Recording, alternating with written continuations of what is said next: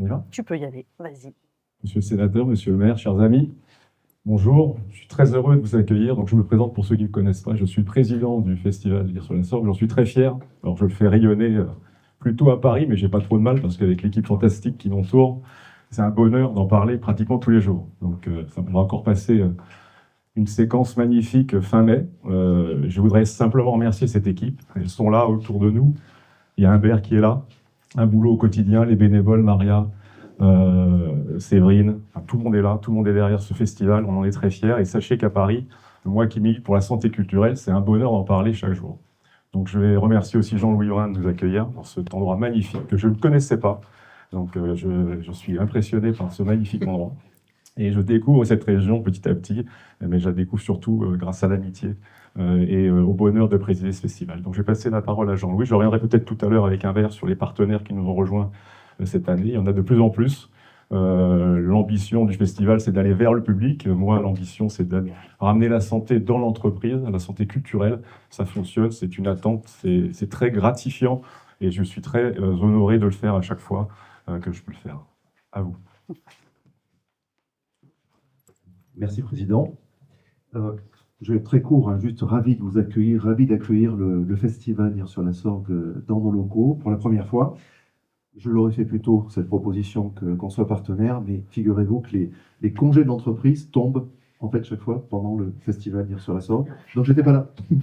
Honte à moi, mais quand j'ai découvert le festival et vraiment participé à des rencontres d'auteurs, ça a été une révélation. Je me suis régalé, j'ai réalisé l'excellence que nous apporte cette initiative, et ça fait partie des initiatives qui font rayonner la ville de Nice-sur-la-Sorgue et qui nous font du bien à tous, qui sont vraiment mutuellement bénéfiques pour tous les Lillois. Donc je suis très très content d'accueillir ce festival. Je trouve admirable tout le travail que font Maria, Humbert et tout ce qui les entoure. Et donc c'est plutôt un privilège d'accueillir cet événement qui porte haut et qui parie sur l'intelligence, sur la culture, sur l'envie de se cultiver du public. Ça tire vers le haut et c'est une belle boussole vers l'excellence. Voilà. Merci à tous et je passe la parole à Maria. Merci Jean-Louis. Alors, une fois n'est pas coutume, j'ai écrit un peu des choses pour être sûre de ne rien oublier, parce que quand même, voilà, d'habitude j'improvise, mais là cette année je me suis dit qu'il y avait tellement de choses à vous raconter que peut-être il fallait être un peu plus précise.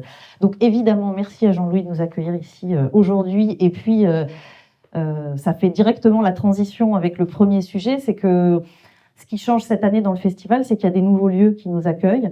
Voilà, donc Yvan, ici aujourd'hui à la Filaventure, demain à la Manufacture, puisque donc la grande nouveauté cette année, c'est que la Manufacture, de l'autre côté de la rue, devient un lieu très important du festival qui va accueillir de belles rencontres. Et donc, voilà, on est ravis, évidemment, et je reviendrai sur ce qui se passera à la Manufacture. Dans les nouveaux lieux aussi qui vont nous accueillir cette année, il y a le cinéma, puisque le cinéma est ouvert cette année. L'année dernière, on avait failli, et puis ça n'avait pas marché. Donc cette année, on y arrive. Donc il y aura 3 rencontres au cinéma.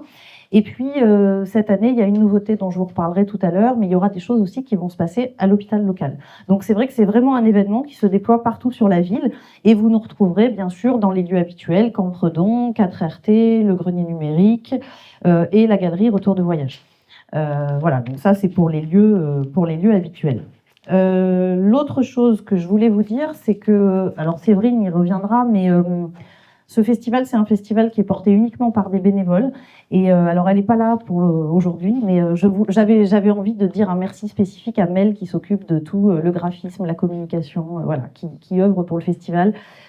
Pour la petite histoire, quand on a sorti le programme, on était dans l'urgence parce qu'il fallait qu'on ait les documents pour aujourd'hui, etc. Donc on a fait très vite et on a bossé 17 heures dans le week-end à nous 3 avec Julie, Mel et moi et nos petites mains. Donc c'est vrai qu'il y a quelques loupés, mais parce que effectivement parfois les urgences sont un peu se rappellent à nous cruellement. Donc voilà, en tout cas elle n'est pas là, mais heureusement qu'elle est là le reste du temps parce que sinon sans elle on pourrait pas bien avancer. Et si vous regardez le programme, d'ailleurs cette année il a pris une forme un petit peu différente et notamment avec l'agenda au début. Et cet agenda, je pense qu'il va vous permettre de mieux découvrir le programme du festival et notamment de voir avec les codes couleurs les différents événements qui sont proposés. Donc, vous le voyez, il y a des ateliers, des rencontres, etc. Et on a aussi avec nous aujourd'hui 4 auteurs du festival qui sont présents. Pierre Gonzalez, Marie-Héloïse Bassot, c'est un premier livre sur l'endométriose dans une approche assez féministe et décoiffante.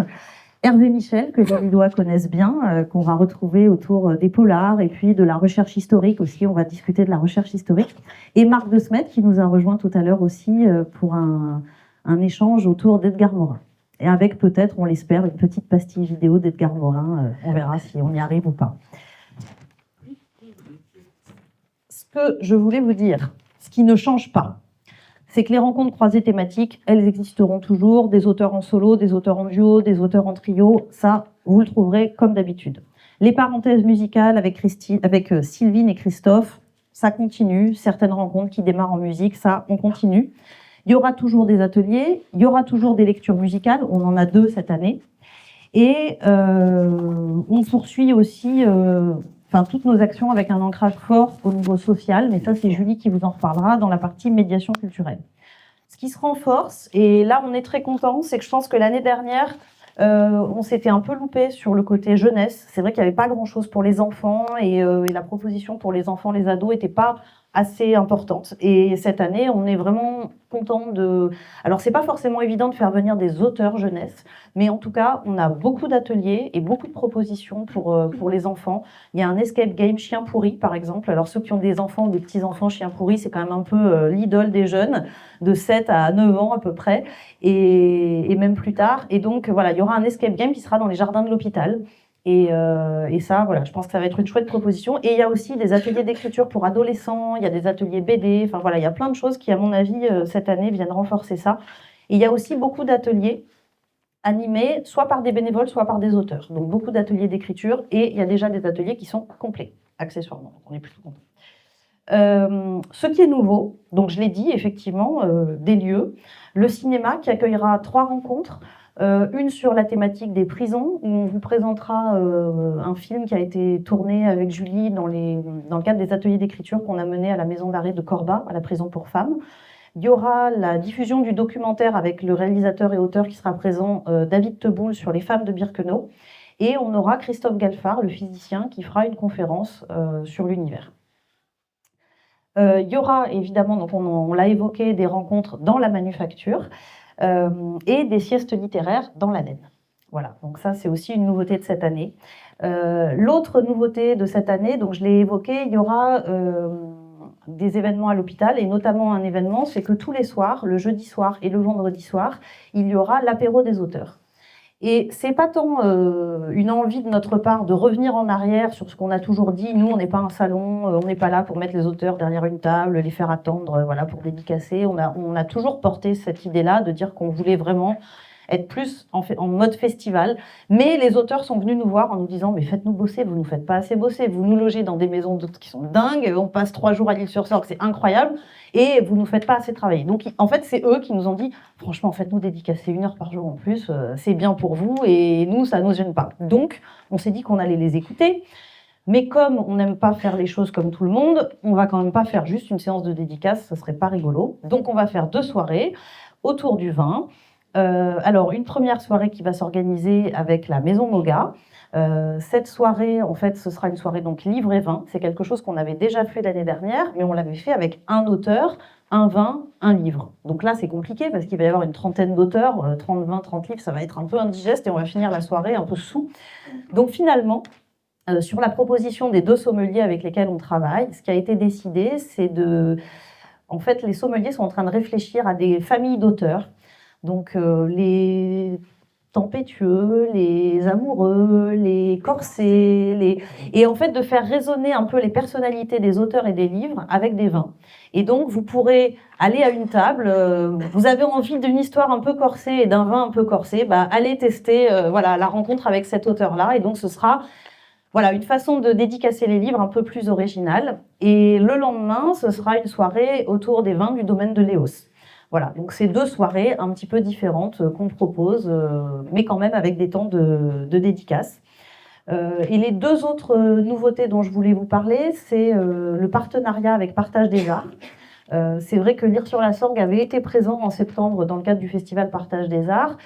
Et Partage des Arts n'avait pas encore mis un pied dans Lire sur la Sorgue en dehors de fréquenter les rencontres. Donc on s'est dit comment on pourrait les faire participer. Et ils nous ont dit, ok, on s'occupe de proposer des ateliers créatifs, du graphisme, du dessin, des graphes dans la rue. Enfin voilà, donc ils vont pendant 3 jours animer, avec à mon avis beaucoup de brio, le grenier numérique. Et donc ce sera un espace créatif où les jeunes pourront, les jeunes et les moins jeunes d'ailleurs, pourquoi que les jeunes, pourront aller voilà, librement, sans réservation, voilà, passer un moment un peu créatif dans le temps du week-end. Donc voilà, ils ne sont pas là aujourd'hui, mais je les remercie quand même parce qu'on est ravis de ce partenariat.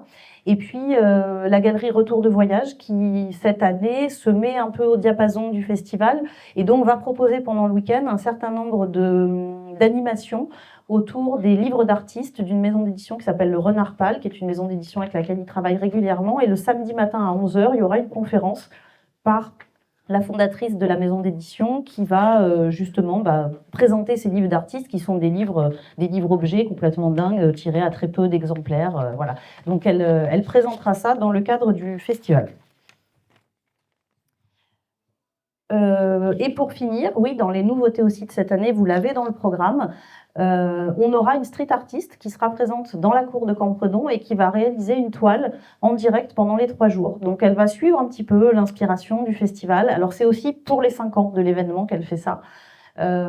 L'idée, c'est peut-être de repartir de tous les noms des auteurs qui sont passés par là les 5 dernières années. Enfin voilà, elle va réfléchir. Puis de toute façon, c'est elle l'artiste, c'est pas nous. Hein, donc on lui laisse carte blanche.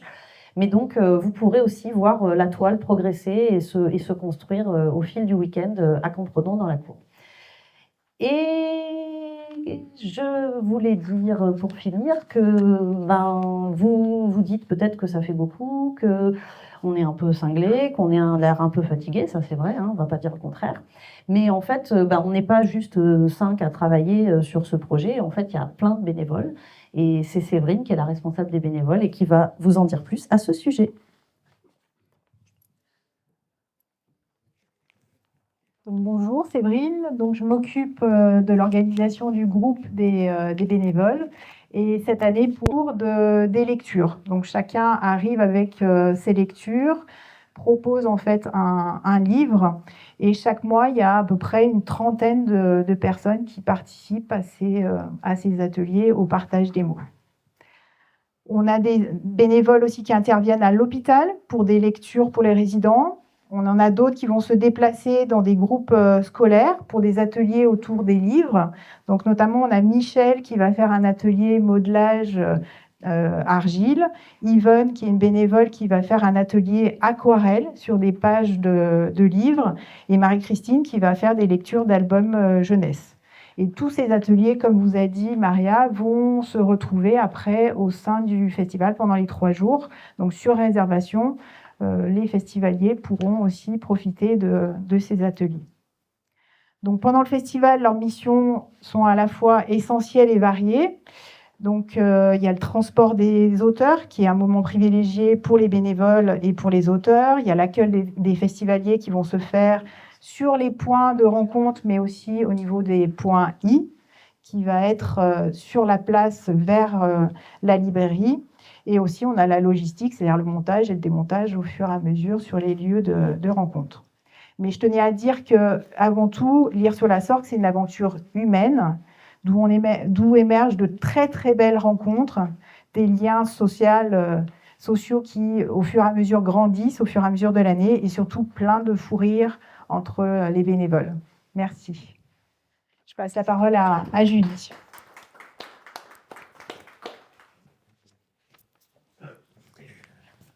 Bonjour. Moi aussi, j'ai préparé un petit papier parce que j'avais peur d'oublier des choses. Moi, je vais vous parler de la médiation culturelle. Donc, on continue nos actions de médiation culturelle et année après année, j'ai comme l'impression qu'elles prennent de plus en plus d'importance. Et je vais commencer par vous parler d'une nouveauté de cette année, c'est la cérémonie d'ouverture. Alors, les années précédentes, on se concentrait sur la cérémonie de clôture du festival. Et cette année, on change. On a décidé de travailler sur l'ouverture qui va prendre la forme. En fait, on s'est dit qu'on allait faire une émission littéraire ça s'appelle Lire sur la Sorgue fait sa grande librairie. On a un animateur qui sera là, Michel Field, qui va reprendre ses habits de maître de cérémonie, entouré de chroniqueurs littéraires qui vont être des représentants de 4 structures avec lesquelles on travaille depuis le mois de septembre. Donc on va avoir des chroniqueurs qui viennent du foyer d'accueil médicalisé pour traumatisés crâniens, des élèves de seconde du lycée Benoît, des seniors, des personnes âgées du Clos des Lavandes, qui se trouve en face du collège Jean Bouin, et enfin des jeunes de la mission locale. Mais c'est pas tout. Les jeunes de l'Institut médico-éducatif ont travaillé depuis le mois de septembre avec nous et ont écrit les paroles des génériques de début et de fin de cette émission littéraire. Donc ça, ce sera donc le jeudi à 11h dans la cour de Campredon.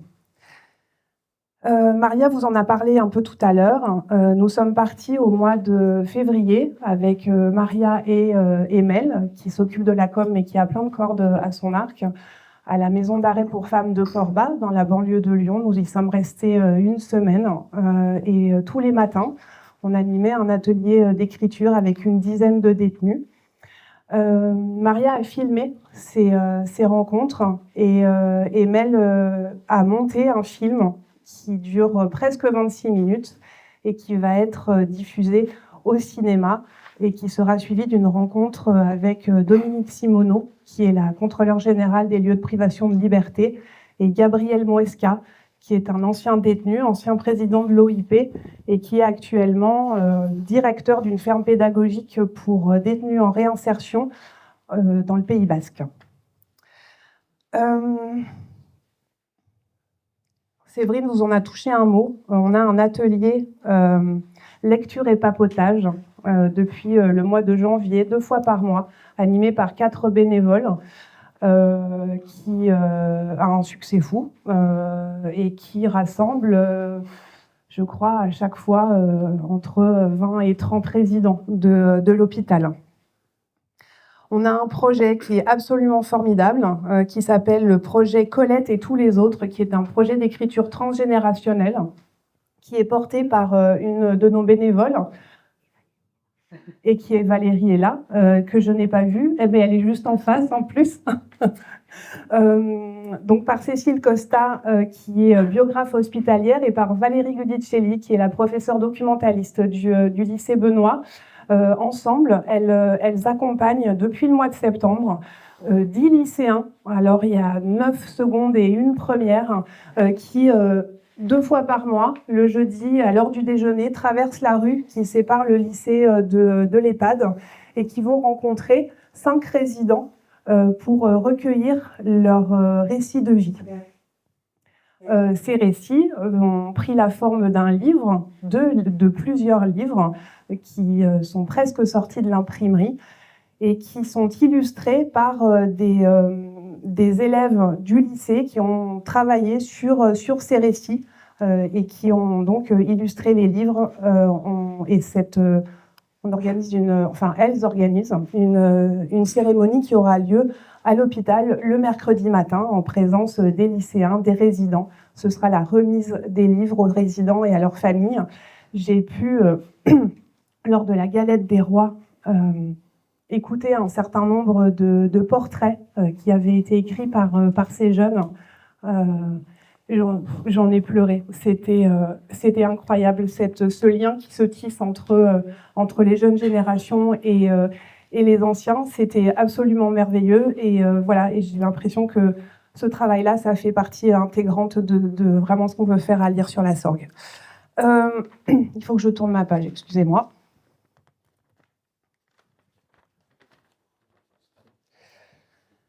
Ah, les canetons. Les canetons déchaînés. Nos petits journalistes du collège Jean Bouin. Alors certains sont partis depuis l'année dernière. Ils sont entrés en seconde, donc on en a perdu 4. Alors on en a retrouvé 4. Donc de la 6e à la 3e, si tout se passe bien, on a un trio de 3 jeunes filles qui vont pouvoir commencer une rencontre avec une de nos autrices invitées au festival. Et puis les petits canetons vont être là pendant le festival pour être les reporters de cet événement et vont pouvoir rencontrer des auteurs, faire différents articles qui seront ensuite publiés sur le site du collège. Et enfin, encore une nouveauté. On a le plaisir cette année d'accueillir un nouveau partenaire. Ça fait longtemps qu'on essaye d'entrer et ça y est, on y est arrivé. C'est l'entreprise Aromazone qui accueille une fois par mois. Et on a fait le premier atelier il y a une quinzaine de jours avec Maria, un atelier d'écriture sur le thème des émotions. Je crois que c'était quoi? Qu'est-ce que c'était l'émotion travaillée la dernière fois? La fatigue. C'était la fatigue. C'était la fatigue, exactement. Au hasard. Atelier en musique, donc ils étaient une dizaine et c'était formidable. Et tous ont joué le jeu, on y retourne dans quelques jours et on espère bien, il y en aura une au mois de juin aussi, et on espère bien pouvoir continuer en septembre sur plusieurs sites de l'entreprise. Et j'avais oublié encore, je vous avais dit, même avec un papier, j'oublie, c'est une catastrophe. Il y a évidemment le prix BD qui concerne 8 établissements entre Lille sur la Sorgue et Cavaillon. Je ne saurais pas vous dire, j'ai bugué. Combien d'élèves, je ne sais plus, je passe la parole à Maria. Ça concerne 300 élèves, à peu près entre 250 et 300 élèves, donc les 2 lycées de L'Isle-sur-Sorgue, les 2 collèges de L'Isle-sur-Sorgue, et 2 lycées de Cavaillon et un collège de Cavaillon et l'IME de Saint-Antoine. Et en fait, je te l'ai soufflé parce qu'on est avec Gilles Rochier aujourd'hui, qui est un auteur de bande dessinée qui avait participé au festival 2023. Et en fait, Gilles, il est venu passer une semaine à L'Isle-sur-la-Sorgue pour rencontrer tous les élèves qui ont participé au prix. Donc en fait, il est allé dans tous les établissements scolaires, on l'a véhiculé toute la semaine. Et voilà, c'était pour dire que L'Isle-sur-la-Sorgue, c'est aussi un endroit où se créent des amitiés, des compagnonnages. Et en fait, il y a une forme de fidélité des auteurs. Quand on leur propose un peu un projet comme ça, ils disent oui, ils reviennent. Et puis ce qui est bien, c'est qu'après, on dîne ensemble. Et puis on se dit, tiens, mais l'année prochaine, qu'est-ce qu'on pourrait faire ensemble? Et donc, on est déjà en train de réfléchir à ce qu'on va faire avec lui en 2026. Voilà. Et je reprends juste la parole parce que sinon je vais me faire taper sur les doigts. Le foyer d'accueil médicalisé avec lequel on travaille maintenant pour ces ateliers qui ont lieu là-bas, on accueille aussi des bénéficiaires du SAMSA SAVS qui suit des personnes qui ont eu un traumatisme crânien, mais qui restent chez eux, mais qui ont juste besoin d'un suivi. Et donc, on a quelques personnes aussi du SAMSA SAVS qui sont avec nous. Je devais finir sur Aromazone, mais du coup, je reprends Aromazone pour passer la parole à Humbert. Je serai bref.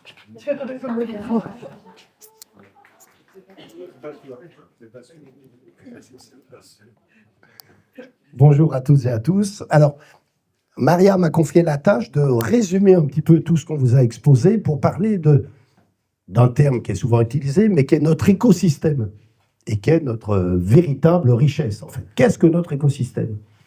Alors, j'ai commencé par aller voir la définition. Pour un écosystème, il faut un environnement. Nous l'avons, vous en êtes tous et toutes ici la preuve vivante. Et il faut du vivant, justement. Et nous l'avons aussi. Donc cet écosystème, je ne vais pas reprendre tout ce qui a été dit, ça part des écoles primaires, des collèges, des lycées, de la mission locale, du foyer d'accueil médicalisé, du foyer logement, de l'hôpital local, de l'EPSA, etc. C'est aussi la collaboration avec les autres festivals dont nous sommes très fiers. On a collaboré avec Partage des Arts. Ils vont venir cette année réaliser une fresque. On a collaboré avec Objectif Science aussi, qui est quelque chose de merveilleux, qui apporte quelque chose de merveilleux à la ville. Et ben là encore, on essaye de cheminer ensemble. On travaille évidemment avec un certain nombre de commerçants, le village des antiquaires, évidemment la mairie, la ville qui nous soutient. Il y a Jean ici du service culture et vie locale qu'on rend fou à peu près matin, midi et soir parce qu'il faut 100 chaises ici, puis finalement 100 ici, etc. Mais on arrive à fonctionner ensemble. Il y a le cinéma avec lequel on va collaborer. Il y a toutes les chambres d'hôtes où là aussi on est quand même des clients un peu particuliers puisque notre rooming change environ 500 fois entre les premières informations et puis la réalité.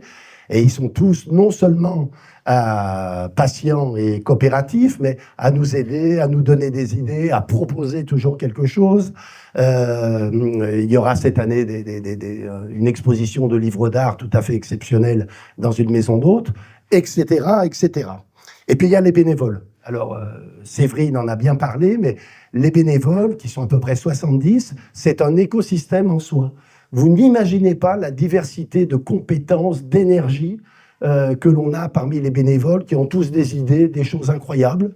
Des fois, je vois passer des petites factures à rembourser. Je me dis, mais qu'est-ce que c'est que ce truc? Qu'est-ce qu'ils sont allés chercher, acheter des bouts de tissu, des bouts de machin? Mais c'est comme ça que le festival se construit. Et les bénévoles sont... On a beaucoup de chance d'avoir Séverine pour coordonner les bénévoles. Et alors, une anecdote à ce sujet, grâce à Marc, on aura une invitée de choix cette année qui est une dirigeante d'une des plus grande entreprise privée au monde, qui est le 3e employeur privé au monde. Et je dévoile un secret déjà, mais je ferai tout pour prendre une photo entre Séverine et cette dame, parce que là, on aura 2 cadors en termes de gestion des ressources humaines. Pas avec les mêmes tailles, mais on aura vraiment deux cadors dames. Il y a combien? 522 000 salariés, Marc? Au moins, oui. Au moins, c'est ça. Donc, ce sera une invitée de choix. Et j'espère, bien évidemment, un nouveau mécène. Alors, encore notre écosystème sur les mécènes, on a, je ne veux pas dire de bêtises, 6 ou 7 nouveaux partenaires pour l'année 2025. Alors, on a cité Aromazone, on peut citer Veolia, on peut citer l'Égypte de France. Et là encore, c'est d'une très bonne illustration de notre écosystème. Tanguy, qui est là, qui est un bénévole, ben, c'est grâce à lui que l'Égypte de France sont venus nous soutenir. On a la Caisse d'épargne, qui nous rejoint également. On a Veolia, je ne sais plus si je l'ai dit, et j'en oublie, je suis désolé également. Et pour prendre encore un exemple d'écosystème, Aromazone, par exemple, pourrait nous dire bah, on vous soutient, c'est bien, mais non, pas du tout. On veut organiser des ateliers de lecture sur nos lieux de travail avec nos salariés, tel que Julie vous en a parlé, c'est quelque chose qui aura lieu tous les mois. Idem avec la Caisse d'épargne qui nous dit non, mais on va organiser des rencontres littéraires pour nos clients. Et donc là encore, l'écosystème se met en marche. On va voir le village des antiquaires de la gare, on réfléchit, on fera quelque chose dans cet ordre-là. Les grands assureurs parisiens également, donc ça, vous savez que Marc est à l'origine de cela. Cette année, on a CFPD, la MACSF en plus. Et non seulement ces gens-là nous soutiennent financièrement, je vous rappelle, comme je le fais tous les ans, que l'une de nos originalités, c'est que notre budget, nos ressources, grosso modo, c'est 1/4 du public des collectivités territoriales et 3/4 du privé. Donc il faut bien aller chercher du privé avec notre budget qui grandit, doucement mais sûrement. Et cette année, nous accueillons CFPD, la MACSF, qui est l'un des plus grands assureurs du monde de la santé. Et là encore, ces gens-là, non seulement on signe une convention avec eux pour qu'ils nous donnent quelques sous, mais on les implique dans ce que Marc orchestre et à Paris et ici, c'est la notion de santé culturelle. L'intérêt il faut mieux mettre des sous dans la culture que dans les indemnités journalières de salariés qui ont pété les plombs, comme on dit, tout simplement. L'ambition, c'est d'apaiser les collaborateurs d'entreprise, mais finalement, c'est d'apaiser tout le monde. Ce qu'on fait ici, c'est si on peut le dupliquer dans l'entreprise, et parce que la première cause d'arrêt de travail dans le monde, c'est la santé mentale. Donc si on peut, par la culture, amener les collaborateurs à s'apaiser, eh bien, ils seront en meilleure santé, on pourra passer du curatif au préventif. C'est pour ça qu'il y a beaucoup d'assureurs qui sont derrière nous, derrière cette conviction, et on a commencé il y a quelques années avec cette conviction, et maintenant c'est très pratique, puisqu'on s'est associé à Beaux-Arts et Compagnie à Paris, et donc on crée des événements maintenant de manière très structurée dans les entreprises, faire venir un auteur, faire une expo dans un escalier. On parle beaucoup du sport, mais il y a des personnes qui ne font pas de sport, oui, mais en plus du sport, nous on a démontré avec nos départements médicaux qu'il y avait un bienfait de la culture sur le physique également. Donc expo dans les escaliers, des expos, donc on fait financer toute cette dimension par les assureurs. C'est pour ça que vous en avez certains qui sont ici, mais au-delà d'être ici, et ils sont très fiers d'être ici, c'est également d'être présents dans tout ce qu'on peut organiser dans les grandes, petites et moyennes entreprises. Donc c'est vraiment une conviction, et lire sur la sorgue, moi, me permet, en tant que patron d'une société qui organise des systèmes de protection sociale, puisqu'on a plus de 2 millions de personnes, nous, chez NR, bah, c'est très concret de montrer qu'on ne le fait pas que pour l'entreprise, on a cette prétention de le faire pour l'ensemble des personnes qui nous entourent. Et on l'a même développé sur la partie digitale avec une appli qui s'appelle Artips, où vous avez, plutôt que d'être sur Instagram, etc., c'est très bien, vous pouvez vous apaiser en visitant le Louvre, en ayant des podcasts sur la littérature, sur René Char aussi, il ne faut pas l'oublier, n'est-ce pas Humbert? Donc voilà, c'est la conviction, et c'est pour ça qu'il y a pas mal de plus en plus de partenaires qui nous suivent, et c'est vraiment un courant de fond aujourd'hui de pousser cette culture qui nous est si chère. Et une anecdote, l'année dernière, on devait organiser dans une maison d'hôtes le samedi matin les premières rencontres de la santé culturelle avec des invités de choix. Et puis ça a été quelque peu chamboulé par la venue inopinée d'un ancien président de la République. Donc là encore, on a débarqué à la mairie, qu'est-ce qu'on fait, comment ça se passe? Et on a trouvé une solution le samedi matin. Alors, pour terminer, ce que nous voulons, cet écosystème qui est extraordinaire, que j'ai mal résumé et incomplètement résumé, on veut encore le décliner et le ramifier auprès de tout un chacun, de tous les particuliers. Et ça peut passer par un soutien, bien évidemment. Et on s'est un petit peu équipé et modernisé cette année. Vous avez, en dernière page du programme en bas, un petit QR code qu'il suffit de scanner. Donc, n'hésitez pas à en parler autour de vous. Vous tombez sur la page où un particulier peut faire un don, renseigner son état civil et son adresse, ça génère automatiquement le reçu fiscal, et ma foi, ça nous soutient beaucoup. On peut faire des petites projections et imaginer qu'on pourrait conforter et solidifier notre budget avec ce soutien-là. Et pour conclure en un mot simplement, je rassure Maria qui commence à me fusiller de regard, j'ai oublié de citer aussi l'Office du tourisme, et ça fait partie de la mairie qui nous a tellement aidé à grandir et à nous professionnaliser. Et tout cet écosystème, en fait, c'est l'éloge des différences et des complémentarités. On se croise dans la rue, on dit qu'est-ce qu'on pourrait faire ensemble, comment on peut s'aider, etc. Et cet éloge des différences, Albert Camus en a parlé bien mieux que moi en 3 lignes. Il disait « Je ne crois qu'aux différences. Ce sont les racines sans lesquelles l'arbre de liberté, la sève de la création et de la civilisation se dessèche. Et heureusement, allez sur la Sorgue grâce à la rivière, rien ne se dessèche. »